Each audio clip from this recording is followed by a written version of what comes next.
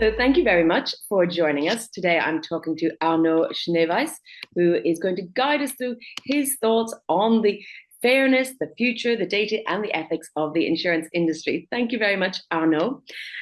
Let's start with consumer protection and fairness, since you work, I believe, very closely on disputes between insurers and consumers. What are the most common pain points today, and how can actuaries help address them? Uh, it's very difficult for actuaries probably. Let's talk about the insurance, the French insurance mediation. We have 40,000 claims per annum, 40,000 coming from everywhere and everything, non-life insurance, life insurance. Most often, people do not understand their insurance contracts. They have difficulties with the vocabulary, the limits, the vocabulary used. It's obvious for the insurance people. Some words are obvious, but it is not at all for the rest of the population. And especially when we talk about the notion of accident, for instance, when in the daily life, if you say I have had an accident, something unfortunate, something it means something that you didn't want. For instance, I fell in the stairs in my house, or I was climbing the ladder to make some repair to my windows, whatever, and I fell. It's an accident. It seems obvious. Or I was on the roof of the house and I fell. It's an accident. It seems to be obvious. And in the insurance contract, you have a lot of definitions. So often people say about the small lines in the insurance contracts. And I say, no, fortunately, there are no more any small lines in an insurance contract. It is written normally or even in bold characters to make sure that people look at it, about the exclusions especially. But you have definitions. And to take this example of an accident, most often in the French insurance contract, an accident will require at least four boxes to be ticked. First of all, you didn't participate, you didn't wish the accident to happen. Then it has been sudden. What does it mean? But in the definition, so, what happened has to be sudden. You can talk for hours. What does it mean, something sudden? Uh, you need an external cause. The same thing. You can talk about hours. The external cause, does it mean something hit you, a car or something? You have been hit by an object, or could an email coming from your hierarchy and which caused the discomfort could be this external cause. Um, so and this gap between the common language and the definition in the insurance contract is the source of a lot of incomprehensions and a lot of revolts or frustrations by the insured, saying, I have been fooled, I have been duped by the insurer. Nobody explained to me when I decided to underwrite this contract, nobody explained to me these things. And so there is a default. I've been badly advised, and I must get something, must be reimbursed, or I must get a compensation. So your question was about the actuaries, but what we see most often, maybe actuaries can help, but this question of the clarity of the contracts. The contracts are very long, 60 pages, 80 pages. Of course, you should, every one of us, we should read all the pages of the contract, and especially the definition section.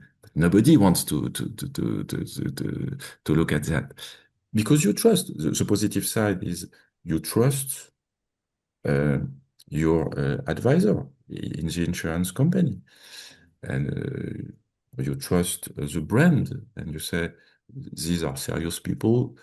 I don't have to look at the 80 pages for your house insurance, for instance. But then you have a lot of disappointment, surprises. Is it true or not? But a lot of surprises when the claim happened. Well, let's move on to the rise of big data and AI in underwriting and pricing. So, how do you see the balance between personalization and discrimination risk? And what is the regulator's role if we end up having to think about regulators at the end? We need to preserve. I think it's very important to preserve the mutualization of the risks. It is really at the heart of the insurance. What is insurance is the fact that you will mutualize portfolios. With the new technologies, there could be a temptation, both for insurers and for the insurers, to try to get more personalized insurance. Because you can say, after all, I am not sick, I am young, I am not sick. Why should I pay in order to show some solidarity or mutualization with people who are sick for for health insurance? You can say my house is on a hill, and therefore the risk of floods is much lesser, and therefore why should I show any solidarity with people living close to the river and more subject to this risk of floods coming from the river, and so on. So on an individual basis, more and more, the technology now allow us to be more personalized. You can open your mobile phone in your car while you are driving, and with the right app, you will get information about the quality of the driving, whether or not there is a speed excess, whether or not the driving is smooth or is brutal, and therefore whether or not this driver could trigger more car accidents. You can get more information about the health conditions of people, and with the right the right devices, you can get more information also about the natural the climate risks, the natural environment risks around the house. And so the temptation is clear, and you have already with low noise some insurers withdrawing from the most risky part of the territory. It is clear that in the French Antilles, in Martinique and Guadeloupe, now you have 5 insurers, only 5 insurers, because of course there is a risk um,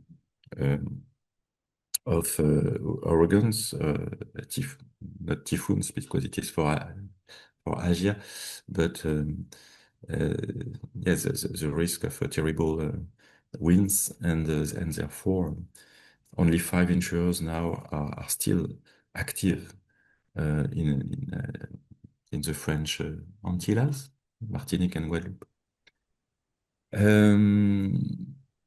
That's a big risk for the future of the industry, in my opinion.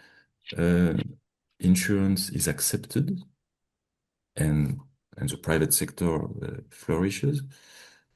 the private insurance companies, because there is this mutualization. If private insurers say, no, we take only the best risk, because now the new technologies allow us to select in a much more clever way, and we take only the best risk, and for the rest, it is for the state to take care of people, to take care of their health, of their houses, of their whatever. There would be a revolt. I think that in Western Europe, I guess, it would be unacceptable. So insurers, it's complicated, but insurers should resist the temptation to go too far uh, to the individualization, and to the hard selection of the risks. It's not obvious at all, because, of course, if you look company per company, the temptation is here to say, no, I want to maximize profit. And therefore, of course, I want to select in a very careful way the risks that I take. So we have a contradiction here. But I'm very convinced that if the insurers go too far in the direction of individualization versus mutualization, there would be a social revolt. And in Western Europe, the states would not allow that. Well, earlier on, you mentioned trust as a positive thing. And since we're talking about actuaries, what would you like to see, or what can the actuarial profession do when it comes to improving trust in the insurance industry from a policyholder's perspective? And I suppose you've touched on that a bit, is to not make certain sectors of people uninsurable. You are right. The matter of trust is at the heart of insurance. What is the insurance job? What is the insurance profession? It's a promise. The insurer makes a promise to the insured. It says, the insurance company says, you can trust me. You can trust me for decades. I will take care of you, not only in the next few months, if you have a car accident, if you have a health problem, but depending on the insurance contract, if we think about long-term care, when you will be very old and in a very bad health condition, I will be there. So in decades from now, and I will take care of you in the last few years of your life. I will provide an organization, an environment, or I will provide financial means in order for you to pay the retirement house or the hospital needed. Or give me your savings, and when you retire, I will provide until the end of your life a monthly revenue. So in order to believe someone telling you that, you need a lot of trust, because you must be sure that this company will not go bankrupt. It makes a promise for decades to come. So indeed, you must be very confident. It is financially solid, and the promises made will be honored. The contract will be respected in 20 years from now, in 30 years from now, depending on your age. But if you give some portion of your savings to the insurance company when you are 30 years old, you believe that they will start serving you this monthly revenue, let's say at 65 years old, and to the end of your life. So maybe for the 60 years to come, the company will be faithful. So that's the job of an insurer. So it's totally dependent on trust of the public, and your personal trust. So the actuaries, of course, have a key role to play to help provide this confidence that indeed the company is solid and is well managed. It will not go bankrupt.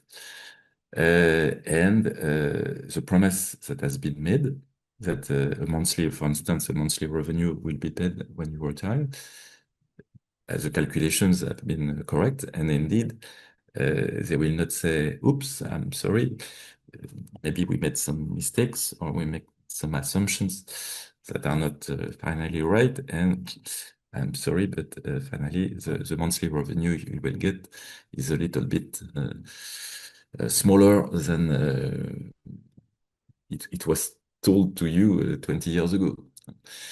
And it is something that happens.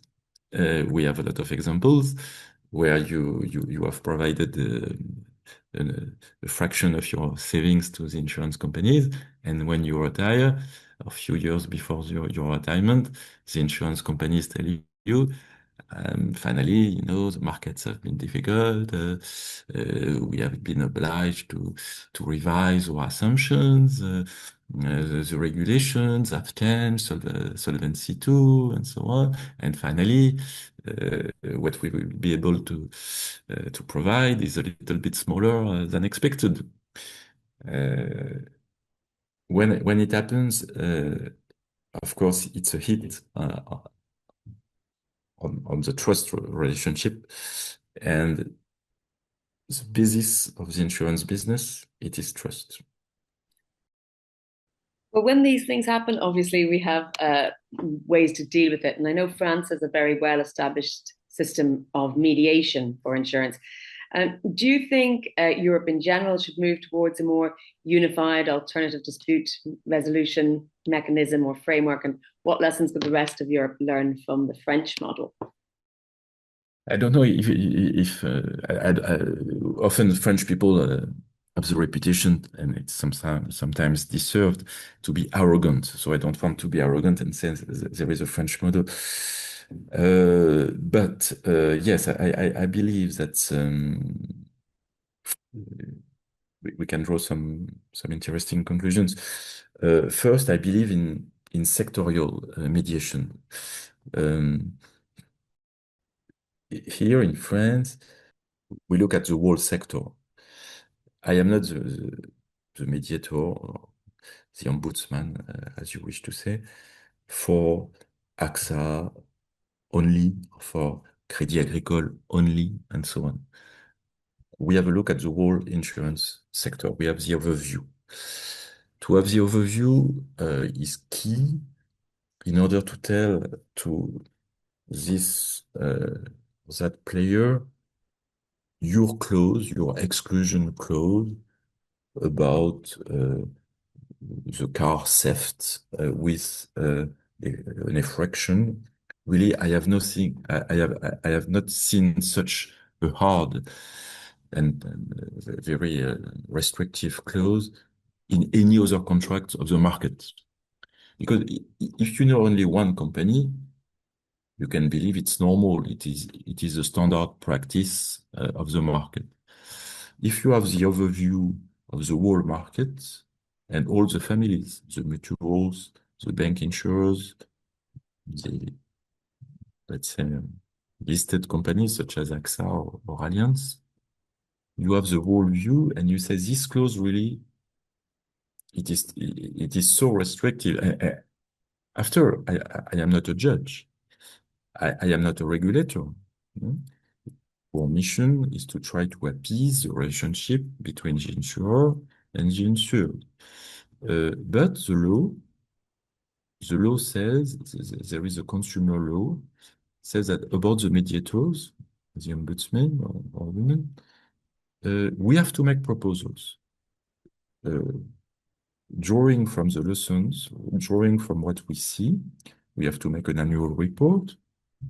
And in this annual report, we have to make proposals to improve the consumer, to improve the commercial relationship and the commercial practices of the sector. So I make proposals to improve the commercial practices of the insurers. And sometimes they don't like it. Sometimes they say, who are you? You are not a regulator. You are not whatever, the supervisor. So why do you make remarks? I make remarks because the law says that I have to make remarks and proposals. And indeed, it needs some courage to say things. I try to deliver my messages being constructive and helpful, but you need to say things. And when the insurers do not respect the law, it has been the case. My first big file was about exclusion clauses, explicitly censured by the highest court of the country, the Cour de Cassation. And sometimes, despite the rulings of the Cour de Cassation, these exclusion clauses, too vague, were still in the contracts. So when I took my job in 2020, I said to the insurers, you are crazy. You are crazy. These clauses have been censured by the highest court of the country. Our job, as I just told you, is to deliver trust. And is really the basis of our job, it is trust. And the insurer saying that, please provide me your savings, and in decades from now, I will provide you a monthly revenue. The same insurer is not respecting the rulings of the highest court of the country. How can you be trusted in this condition? And they changed. And over the last few years, these disputed clauses disappeared from the insurance contract. So I am proud of that, but I think it was normal to say it, but I think I helped the insurance industry because it was terrible for the image of the sector. But it requires some courage, yeah, to address it and to tell it to the insurer. And do you have a ranking of insurers by mediation demand? You know, who is asking for it more than others? I publish in my annual report. It is in my annual report. I publish the rankings of my best clients. So, for instance, AXA is my best client at the moment with 10% of the total of the file. So, of course, I make some precautions in the remarks I make around these rankings. Of course, it is normal that if you are a big player, you have a big market share, it's normal that you have a lot of claims and people come to the mediation. So it is logical that AXA, CNP, which is an important life insurer in France, Crédit Agricole, whatever, the markets are still very fragmented. So the names are not European names because, in fact, the markets are still very local and national, the insurance markets. So I say that, well, if you are a big player, you have a big market share, it's normal to be one of the best clients for mediation. But, of course, you have some players much higher than their market shares, and some players, of course, in the opposite direction. After, it's up to the journalists to do their job. I provide the rankings. If they want to look at it, they can draw some conclusions, and also everybody, the general public, can look at it. It's not. I see that when I say to a player that your company, when I say to a CEO that your company is I'm very honored to meet you because you are my best client. Uh, they don't like it. They try to not to be on the podium. But of course, you must have some people on the podium. That's normal. But they try to avoid to be on the podium. So, and of course, the only thing, in order to have some influence, it is communication. Money is not a problem. When you talk about big companies, whatever, um, it is not a matter of money. The budget of the mediation scheme is 14 million euros. For AXA, AXA will pay 10%, for instance. They pay according to their share. If AXA represents 10% of the number of files that we have examined, AXA will pay 10% of the budget. That's how it works. So for AXA, the cost of the mediation scheme, the mediation structure, is 1.4 million euros. So let's say it's not much for AXA. Well, we could say nothing, but it's not much. And the same for the others. Of course, you should add the internal costs. They have looked at the files. And if we say that AXA must deliver its guarantee, it's an additional cost. But the insurers will react mostly to the image, to the public collateral that could happen. That's the concern. And if you want to make them move and adopt better commercial practices, it is through communication that you can make them move. Financial penalties or whatever, it will not make much of a difference. I don't think so. It's through communication that you can make progress. For instance, it's not the case in the French scheme, but the Italian, there will be an Italian mediation, Italian insurance mediation starting next year. The European directive has been adopted in 2013, and the Italians will put in place their scheme next year. So they took some time to introduce their team.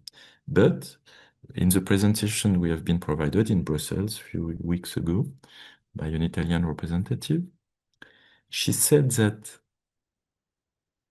in the Italian scheme, if an insurer refuses to follow the mediation, because they have the right, we are not judges. We are, in the French example, 19% of the time, we are followed by the insurer. But the insurer can say, I don't agree with you. I think I'm dealing with a fraudster. I cannot prove it, but I don't want to deliver my guarantee or whatever.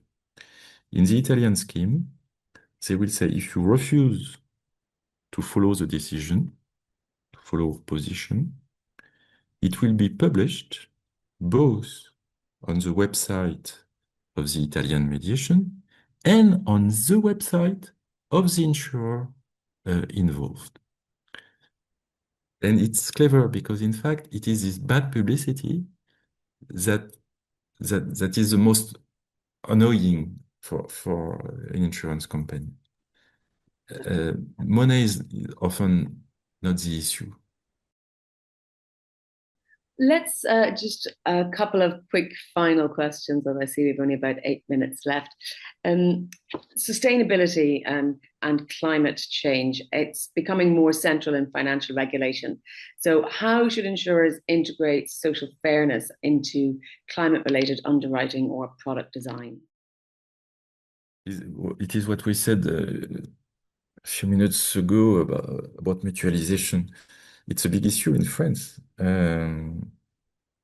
Some players, some insurance players, without saying it too much and too loudly, withdraw from the most exposed territories.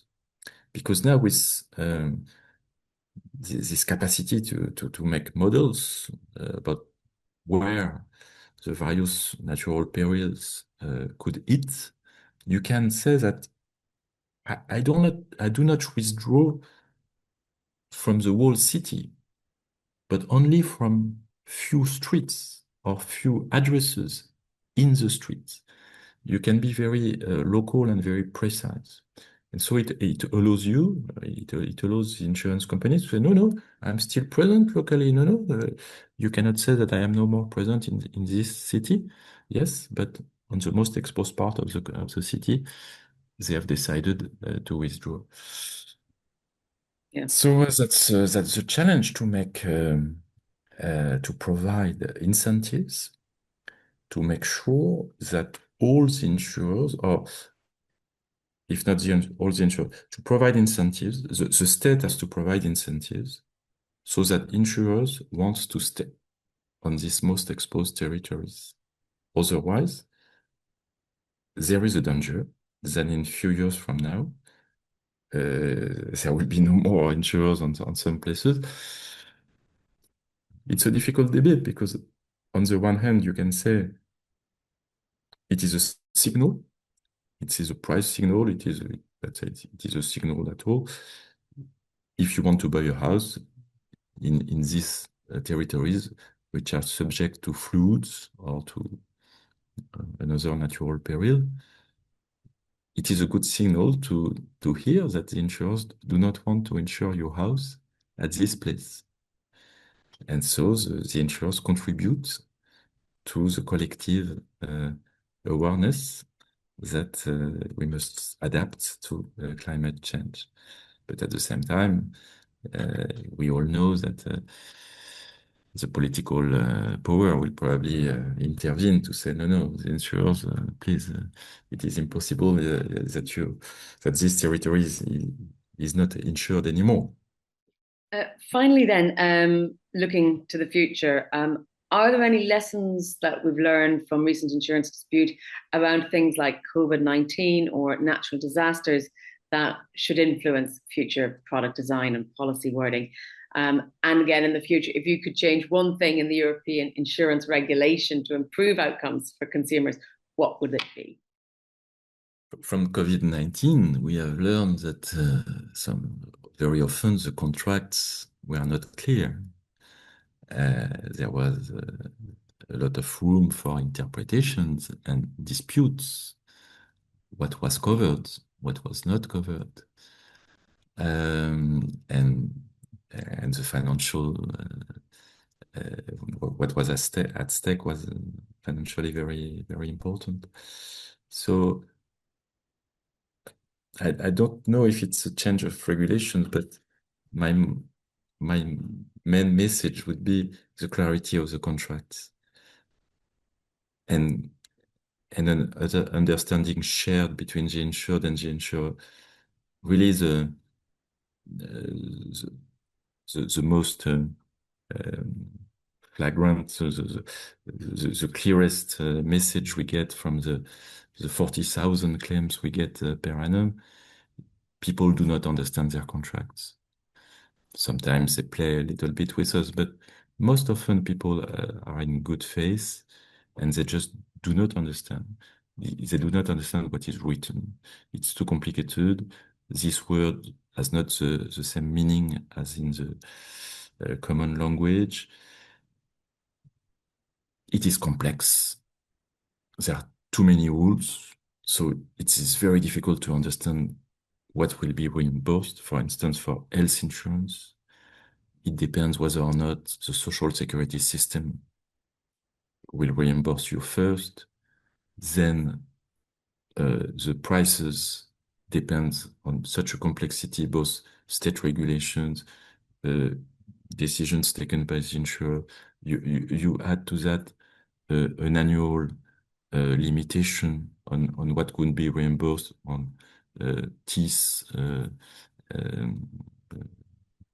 des soins dentaires, teeth care. People are totally lost, and we can understand that. So the actuaries have to make their contribution, and the legal experts to try to design contracts as clear as possible and to write contracts with as clarity as possible. And I'm sure it's not simple at all. To write simply is not simple. But people are lost at the crucial moment, really the moment of truth, whether or not the insurer will be on my side because I am in the difficulty. I have had a problem. I expect my insurer to be with me in this difficult moment.